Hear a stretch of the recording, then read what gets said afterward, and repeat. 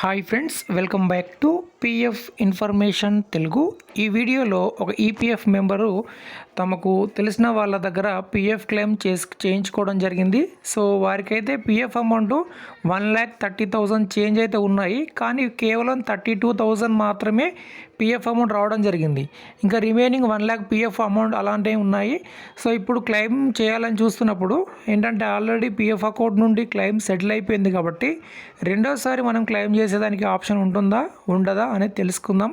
వీడియోకి లైక్ చేయండి, కొత్తగా చూసేవారు సబ్స్క్రైబ్ చేయండి.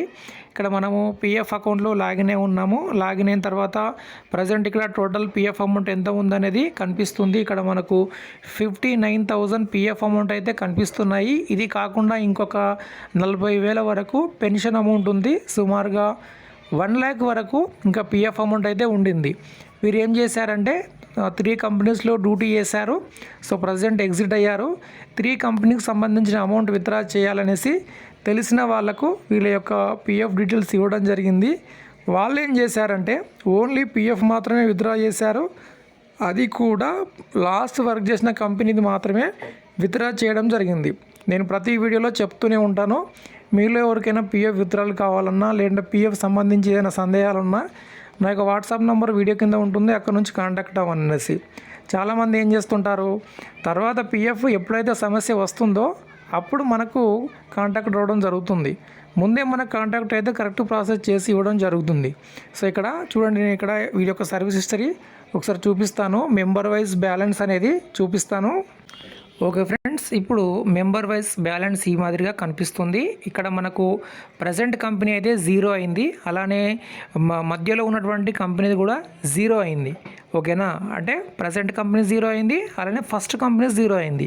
ఏదైతే ఎక్కువ సర్వీస్ ఉన్నటువంటి సెకండ్ కంపెనీ ఉందో సెకండ్ కంపెనీలో మనకు 60,000 పిఎఫ్ అమౌంట్ ఉండింది. అలానే ఈ ఫస్ట్ కంపెనీ యొక్క అమౌంట్ దీంట్లోకి ట్రాన్స్ఫర్ అయిందన్నమాట.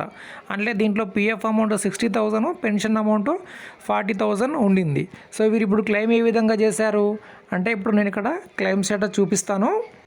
ఇప్పుడు క్లెయిమ్ స్టేటస్ ఈ విధంగా ఓపెన్ అవుతుంది. ఇక్కడ మనం చూసినట్లయితే కేవలం ఫామ్ 19 అప్లై చేశారు. పిఎఫ్ అమౌంట్ రావడం జరిగింది 32,907. ఓకే, సుమారుగా 33,000 పిఎఫ్ అమౌంట్ అయితే రావడం జరిగింది. అమౌంట్ కూడా క్రెడిట్ అయింది.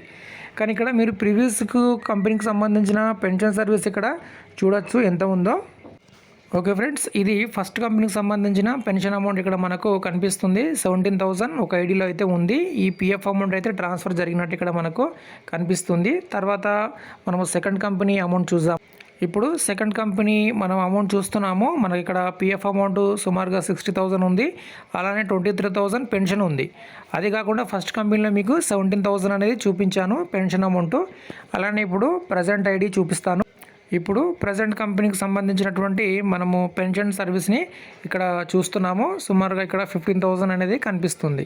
అంటే 15,000, 17,000, 23,000 ఇదే మనకు 40,000 ఏబో పెన్షన్ సర్వీసే కనిపిస్తుంది. కాబట్టి ఇప్పుడు మనం రెండోసారి క్లెయిమ్ చేసామనుకోండి, వీళ్ళు ఏం చేస్తారంటే పిఎఫ్ క్లెయిమ్ రిజెక్ట్ చేస్తారు. ఆల్రెడీ వాళ్ళు చెక్ చేస్తే కనిపిస్తుంది ఫీల్డ్ ఆఫీసర్కు. అయినా కూడా ఇక్కడ ఏంటి, ఆల్రెడీ మీరు పిఎఫ్ క్లెయిమ్ తీసేసుకున్నారు, ఇక్కడ ఇంకా అమౌంట్ ఇక్కడ ఏం లేదు అనేసి క్లెయిమ్ ఆల్రెడీ సెటిల్ అని రిజెక్ట్ చేయడం జరుగుతుంది. ఇలా ఉంటే మనం పిఎఫ్ ఆఫీస్ వెళ్ళి ఫిజికల్గా మాట్లాడి విత్డ్రా చేసుకోవాల్సి వస్తుంది. కానీ అందరికీ పిఎఫ్ ఆఫీస్ వెళ్ళి మాట్లాడేంత వెసులుబాటు ఉంటుందా అంటే అందరికీ ఉండదు.